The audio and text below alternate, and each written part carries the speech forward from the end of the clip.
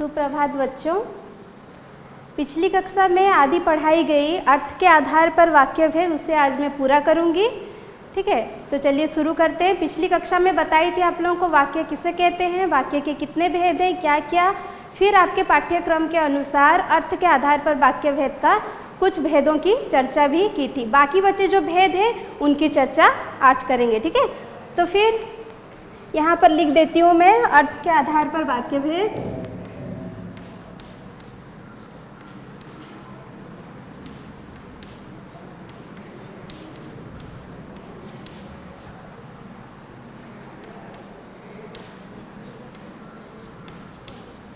वाक्य भेद, तो अर्थ के आधार पर वाक्य के कितने भेद हैं पिछली कक्षा में बताई थी? 8। ठीक है, तो वाक्य के 8 भेद हैं।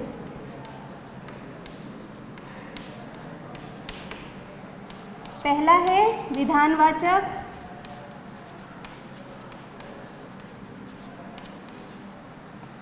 दूसरा है निषेधवाचक,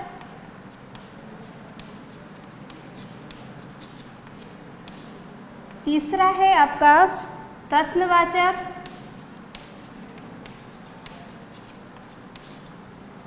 चौथा आज्ञावाचक,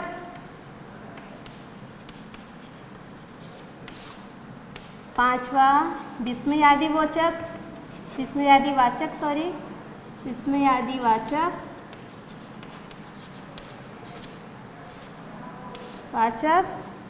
छठा है आपका इच्छावाचक,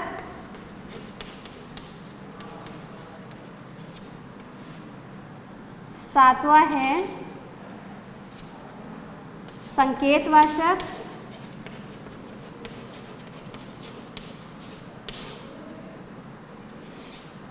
आठवां है संदेहवाचक।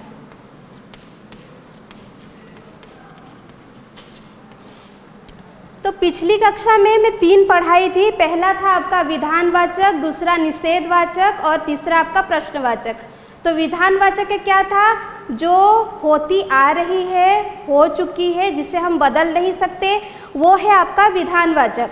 दूसरा है निषेधवाचक। निषेधवाचक जिन वाक्यों में नहीं शब्द का प्रयोग किया गया हो उसे हम निषेधवाचक वाक्य कहते हैं। नहीं से आप जान पाएंगे, नहीं शब्द से जान पाएंगे कि वो निषेधवाचक वाक्य में जाता है। ठीक है, उसके बाद है आपका प्रश्नवाचक। प्रश्नवाचक यानी कि जहाँ प्रश्न चिन्ह का प्रयुक्त किया गया हो, कहाँ, कौन, कैसे, किसे, इस तरह के शब्दों का प्रयोग किया गया हो, तो जानिएगा आप लोग प्रश्नवाचक। अब जानेंगे हम आज्ञावाचक, विस्मयादिवाचक, इच्छावाचक, संकेतवाचक और संदेहवाचक। चलिए शुरू करते हैं आज्ञावाचक से।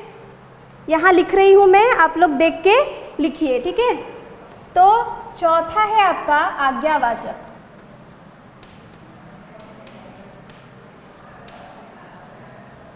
आज्ञावाचक जिन वाक्यों में किसी आज्ञा या प्रार्थना का बोध हो उसे हम आज्ञावाचक वाक्य कहते हैं।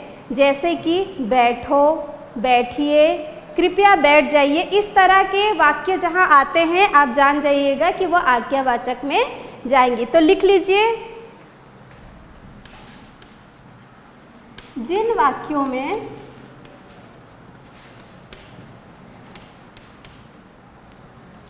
आज्ञा या प्रार्थना का बोध होता है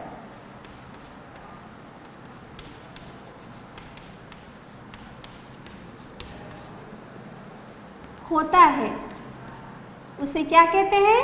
उसे आज्ञावाचक वाक्य कहते हैं। ठीक है, उसे आज्ञावाचक वाक्य कहते हैं।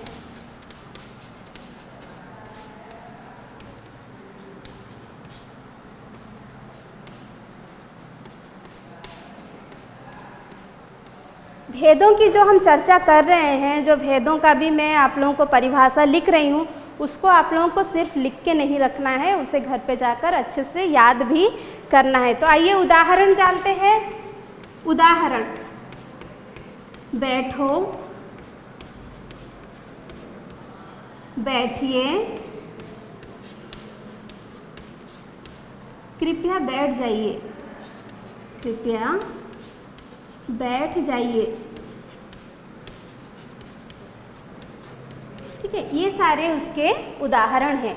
इस तरह के वाक्य जहाँ आएंगे आप जान जाइएगा कि वो आज्ञावाचक वाक्य है। आगे बढ़ते हैं, आपका पांचवा है विस्मयादि वाचक। तो पांचवा क्या है? विस्मयादि वाचक।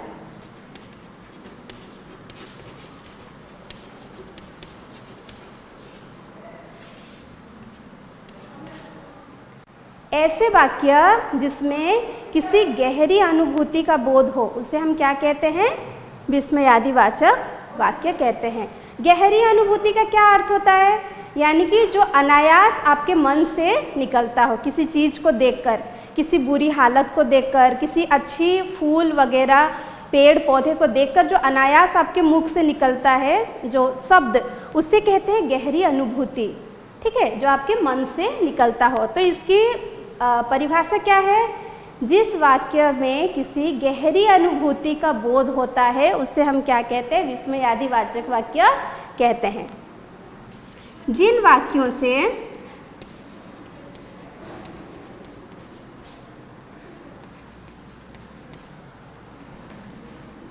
किसी गहरी अनुभूति का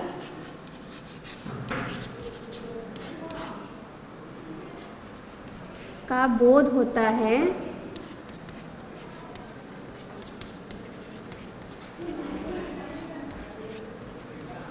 उसे हम क्या कहते हैं? विस्मयादि वाचक वाक्य कहते हैं। आइए उदाहरण के लिए मैं इधर का मिटा रही हूँ, आप लोग आशा है आप लोग लिख चुके होंगे, ये इसे मिटा रही हूँ। ठीक है,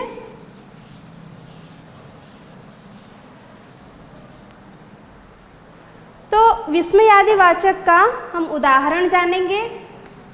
उदाहरण है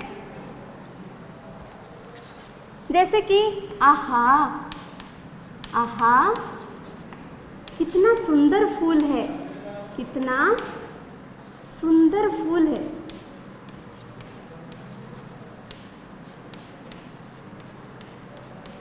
कि नहीं? अभी हम आहा को हटाकर भी लिख सकते थे कि कितना सुंदर फूल है, लेकिन आहा हमने क्यों लगाया? जैसे कि मैं बताई, गहरी अनुभूति, किसी चीज को देख के अनायास आपके मुख से क्या निकल गया? आहा कितना सुंदर फूल है। ठीक है, उसी तरह और एक उदाहरण, ओह, ओह कितनी ठंड है। ठीक है, कितनी ठंड है। तो इतनी ठंड है कि आपके मुख से क्या निकल गया? ओह, मतलब बहुत ज़्यादा तकलीफ हो रही है आपको, तो आप ओह का प्रयोग किए हैं, यानी कि ओह गहरी अनुभूति का प्रयोग आपने किया है। आगे बढ़ते हैं, विस्मयादि वाचक के बाद कौन सा था? 5 के बाद छठा क्या था आपका? आज्ञावाचक, आज्ञावाचक सॉरी इच्छावाचक, इच्छावाचक। तो अभी इच्छावाचक क्या है? जिन वाक्यों से किसी इच्छा, आकांक्षा या आशीर्वाद का बोध होता है उसे हम क्या कहते हैं? इच्छावाचक वाक्य कहते हैं। आइए लिख लेते हैं, जिन वाक्यों से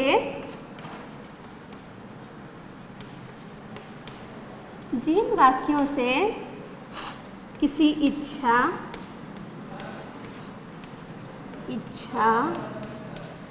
आकांक्षा या आशीर्वाद का बोध होता है, आशीर्वाद का बोध होता है, उसे हम क्या कहते हैं? इच्छावाचक वाक्य कहते हैं। आइए उदाहरण जानेंगे। उदाहरण क्या है आपका? भगवान तुम्हें दीर्घायु करे, आशीर्वाद दे रहे हैं। ठीक है, तो क्या है? भगवान तुम्हें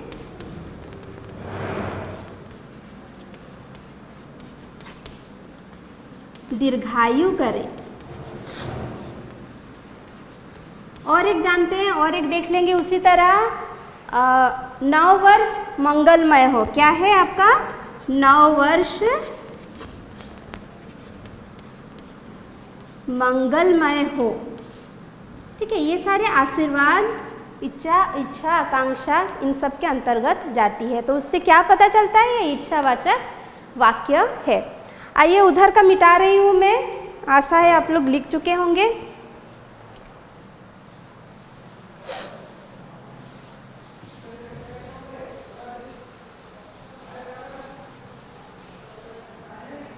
छठा के बाद सातवां है आपका संकेतवाचक।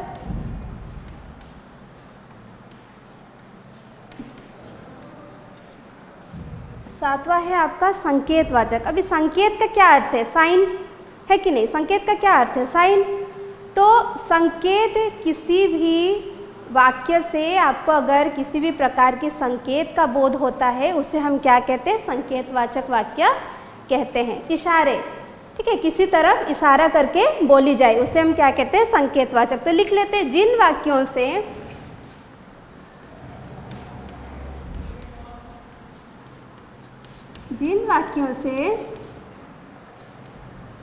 किसी संकेत का बोध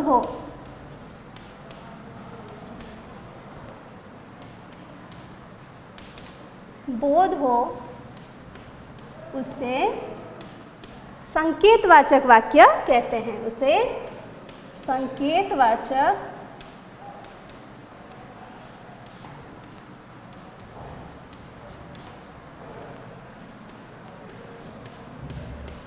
वाक्य कहते हैं। अभी इसका उदाहरण क्या होगा? संकेत यानी कि किसी तरफ आपको साइन करके बोलनी है, जैसे कि राहुल का घर उधर है, आप उंगली से इशारा करके बोल रहे हैं, संकेत कर रहे हैं कि राहुल का घर उधर है। ठीक है, तो चलिए उदाहरण क्या लिखेंगे हम? राहुल का घर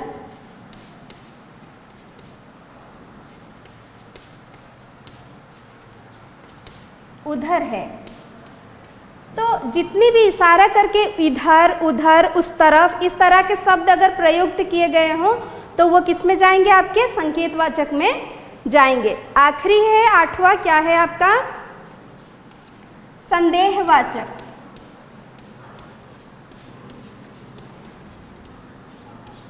संदेह का क्या मतलब होता है? डाउट, किसी के ऊपर डाउट करने को कहते हैं ना, संदेह करना। ठीक है, तो संदेहवाचक क्या है?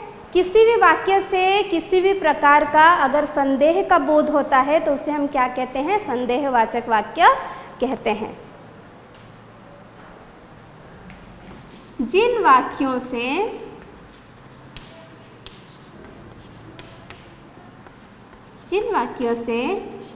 किसी प्रकार का संदेह का बोध हो,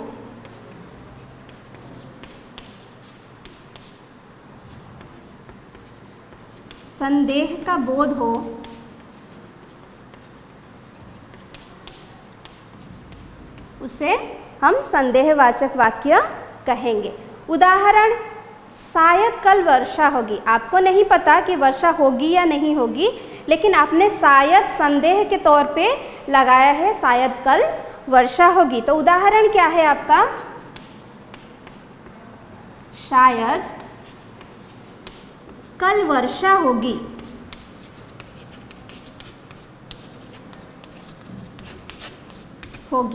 ठीक है, तो यहाँ आपके भेदों की परिभाषा उनके उदाहरण के साथ में समाप्त की।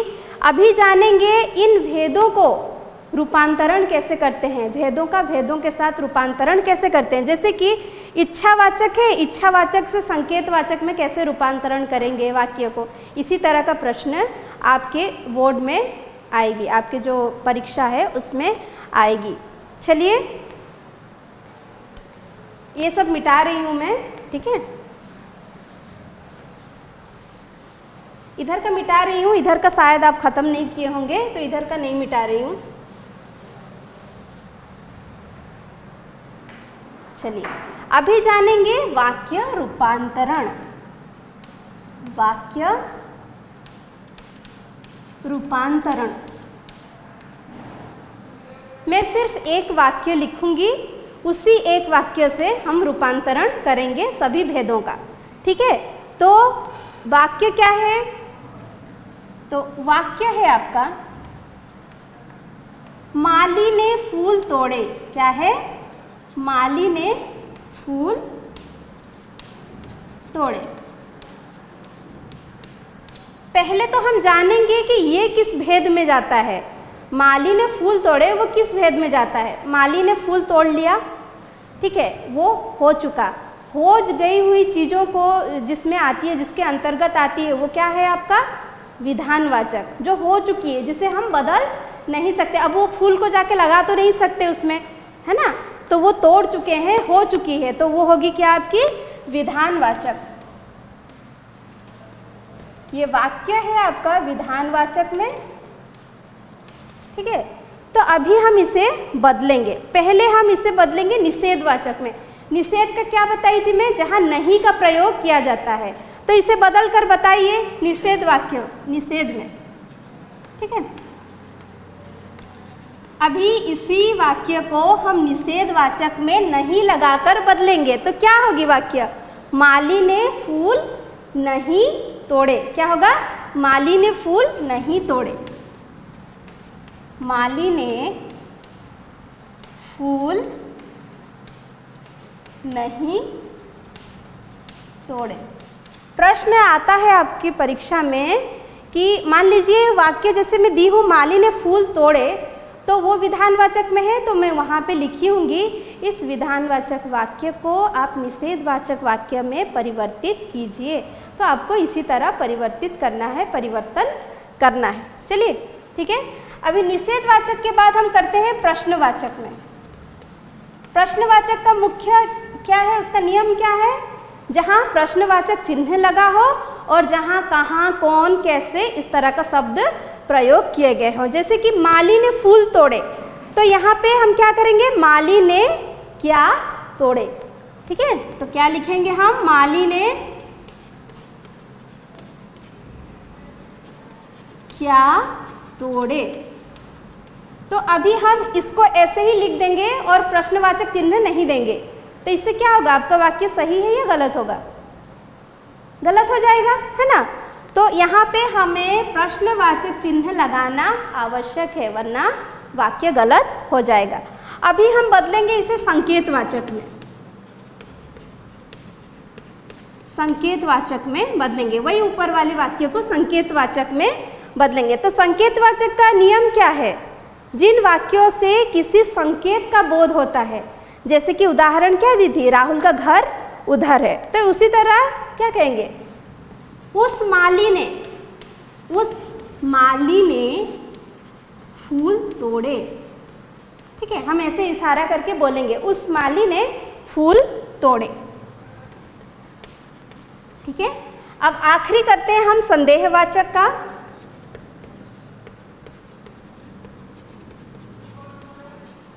संदेहवाचक, तो संदेह यानी कि डाउट का आएगा सेंस, तो क्या लिखेंगे हम? शायद माली ने फूल तोड़े होंगे। हमें पता नहीं है कि उन्होंने फूल तोड़ा है या नहीं, फूल तोड़े होंगे।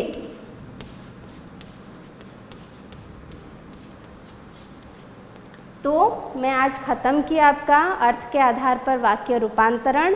आप लोगों का ये गृह कार्य है कि आप इसे अच्छे से पढ़ेंगे, समझेंगे, उनकी भेदों की जानकारी प्राप्त करेंगे, उससे जुड़े उदाहरणों को समझेंगे और रूपांतरण आप अपनी मर्जी से किताब देखकर रूपांतरण खुद से करने की प्रयास कीजिए। अगली कक्षा में मैं आप लोगों को इससे जुड़ी कुछ प्रश्न पूछूंगी, उसके साथ एक नया पाठ पढ़ाऊंगी और समझाऊंगी, ठीक है। आप सभी का बहुत बहुत धन्यवाद।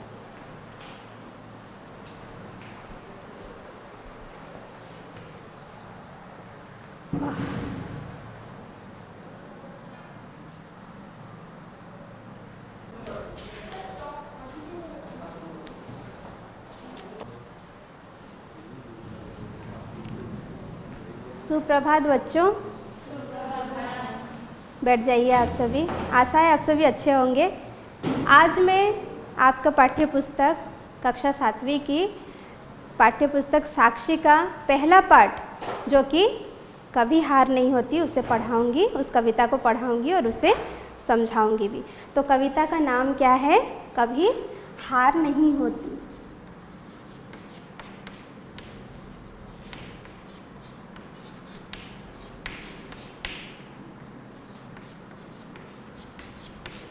जिसे हरिवंश राय बच्चन जी ने लिखा है। ठीक है, तो कवि कौन है? हरिवंश राय बच्चन।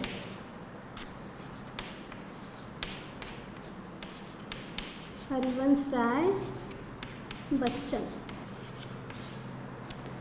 कविता शुरू करने से पहले कवि परिचय जान लेंगे। तो कवि का नाम क्या है? हरिवंश राय बच्चन, जिनका पूरा नाम था हरिवंश राय श्रीवास्तव, जिसे उन्होंने बाद में बदलकर क्या किया? बच्चन किया। बच्चन क्यों किया उस विषय में जानेंगे। तो उनका जन्म सन 1907 27 नवंबर अलीगढ़ के, ठीक है, अलीगढ़ के एक कायस्थ परिवार में हुआ था। तो क्या है उनका जन्म जानेंगे।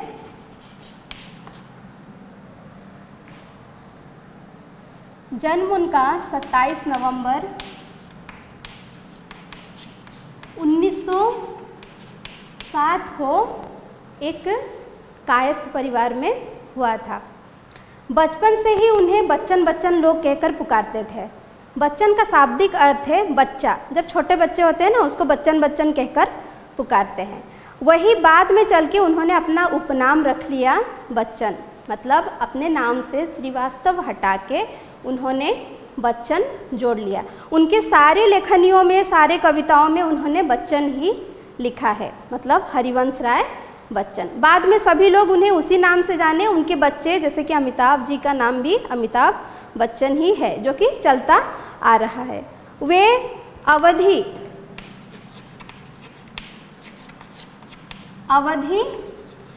और हिंदी भाषा में लेख लिखा करते थे। उनकी प्रमुख कृति थी श्यामा। क्या थी? प्रमुख कृति थी उनकी श्यामा, जो कि बहुत प्रसिद्ध हुई थी, जिसके वजह से उन्हें कई सारे पुरस्कार भी प्राप्त थे। और उसके बाद उनकी मृत्यु सन 2003 को 18 जनवरी सांस की दिक्कत के कारण, सांस न ले पाने के कारण मुंबई में हुई थी। 2003 में उनकी मृत्यु हुई थी। चलिए कवि परिचय तो उनकी मृत्यु में लिख देती हूँ। 18 जनवरी मृत्यु 18 जनवरी सन 2003 में सांस न ले पाने के कारण, सांस न ले पाने के कारण।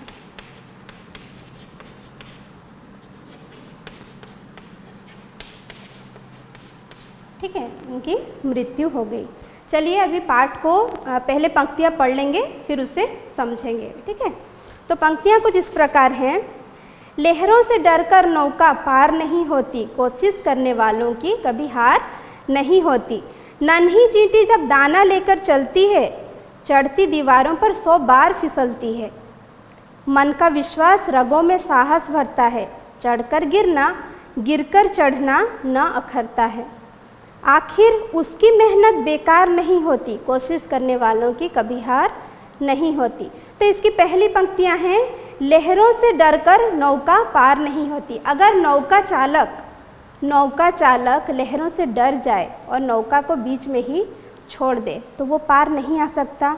उसके बजाय क्या होगा, वो वहीं पे डूब के मर जा। अब वहीं पे रुक के तो नहीं रहेगा ना, वो कभी ना कभी लहरें उसे डुबो ही देंगी अगर उसका वो सामना न करे तो यहाँ इसीलिए दिया गया है, लहरों से डरकर नौका पार नहीं होती, कोशिश करने वालों की कभी हार नहीं होती। जो इंसान हमेशा प्रयत्न करता रहेगा, कोशिश करता रहेगा, उसकी वो हार कभी देखेगा नहीं, उसकी हार कभी होगी नहीं। तो मान लीजिए नौका मनुष्य है और लहरें मुसीबतें हैं। ठीक है, तो हम मनुष्य अगर मुसीबतों से डरकर किसी कार्य को करने से मना कर दें या ना करें तो हम उस कार्य में कभी क्या नहीं होंगे, सफल नहीं होंगे। तो हमें सर्वदा कोशिश करते रहना चाहिए ताकि हम हार का मुख न देखें। तो यहाँ पे 2 शब्द हैं, एक है नौका और एक है कोशिश। कठिन शब्दार्थ लिख लेते हैं, आप चाहें तो लिख सकते हैं। कठिन शब्दार्थ कुछ इस प्रकार हैं, क्या है, नौका और कोशिश। नौका के क्या है अर्थ बताइए? Very good. नौका का नाव, कोशिश का वेरी गुड, कोशिश का प्रयत्न। इसमें इन दो वाक्यों में एक और शब्द है हार, तो हार का हम लिखेंगे विलोम शब्द।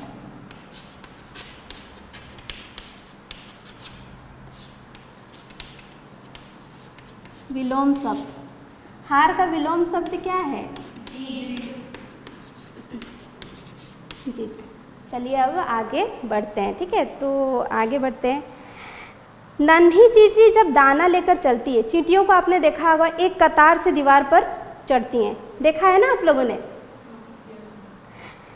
चढ़ती दीवारों पर 100 बार फिसलती है। जब वो चढ़ते हैं ऊपर तो आपने देखा होगा उनमें से कई चींटियां क्या होती है, नीचे गिरती हैं, लेकिन वो गिरने के बाद वहीं पे रुक जाती हैं या उनका रास्ता मोड़ लेती हैं? वो नहीं, वो फिर से कोशिश करती हैं उसके ऊपर जाने के लिए। बार बार गिरती हैं लेकिन वो बार बार चढ़ती हैं। ऐसा वो क्यों करती हैं?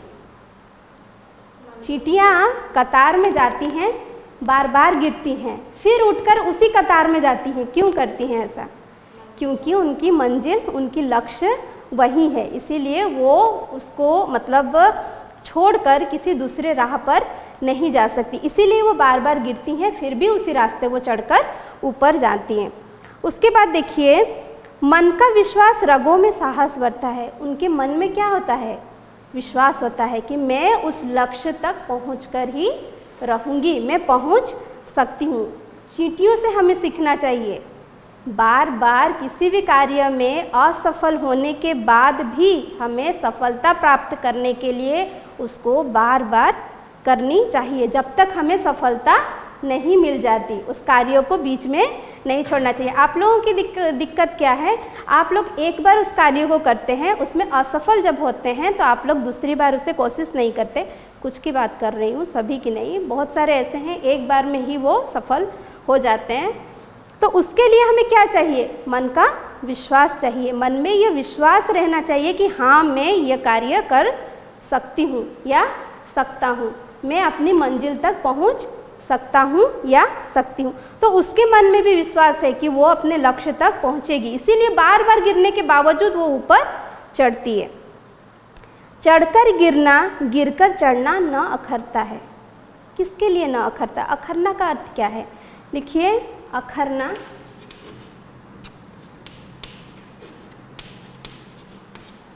अखरना यानी कि बुरा लगना। अखरना का अर्थ क्या है? बुरा लगना। तो क्या बताया गया है? चढ़कर गिरती है वो बार बार, गिरकर चढ़ती है बार बार, फिर भी उसे बुरा नहीं लगता। किससे बुरा नहीं लगता? चींटी को। मान लीजिए वो चींटी मनुष्य है, मनुष्य का उदाहरण मतलब चींटी का उदाहरण देते हुए वो मनुष्य को ऐसा कह रहे हैं। तो हमें भी जब हम मन में ठान लिए हैं कि उस कार्य को हम पूरा करेंगे, बार बार हारने के बजाय भी मतलब उसके बावजूद भी हमें वो बुरा नहीं लगता, हमें वो चीज़ अखरता नहीं है, क्योंकि हमने मन में ये तय करके रखा हुआ है कि मुझे वो लक्ष्य को पाना है। तो बुरा क्यों लगेगा? बार बार गिरने के बावजूद भी आपको बुरा नहीं लगेगा, असफल होने के बावजूद भी बुरा नहीं लगेगा। यहाँ पे एक शब्द है विश्वास, ठीक है? विश्वास का विलोम शब्द बताइए। अ लगेगी,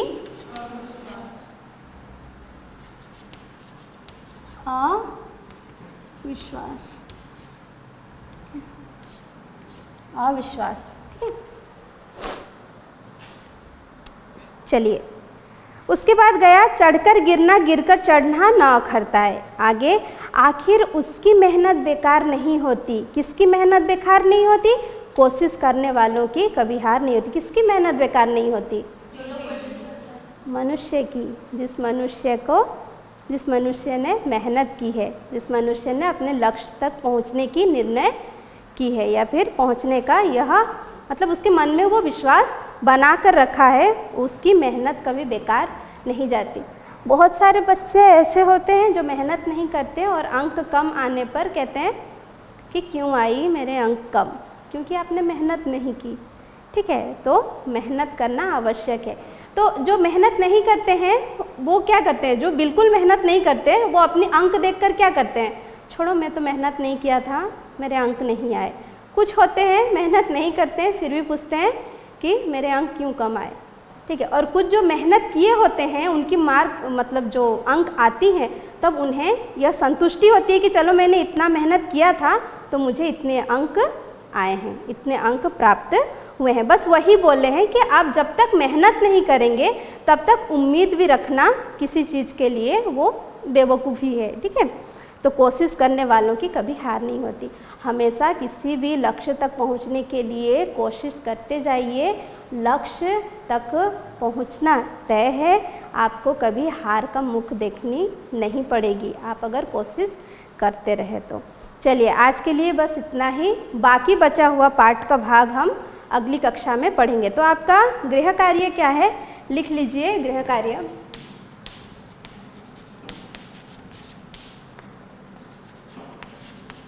कविता पाठ करेंगे,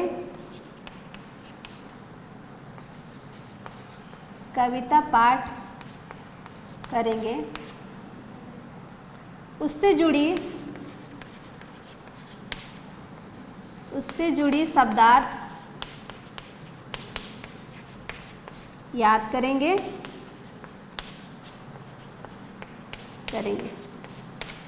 अगली कक्षा में मैं याद किया हुआ शब्दार्थ पूछूंगी, ठीक है, आप लोग बताइएगा और बाकी बचा हुआ जो पाठ है उसको हम ख़त्म करेंगे। आज के लिए बस इतना ही, धन्यवाद।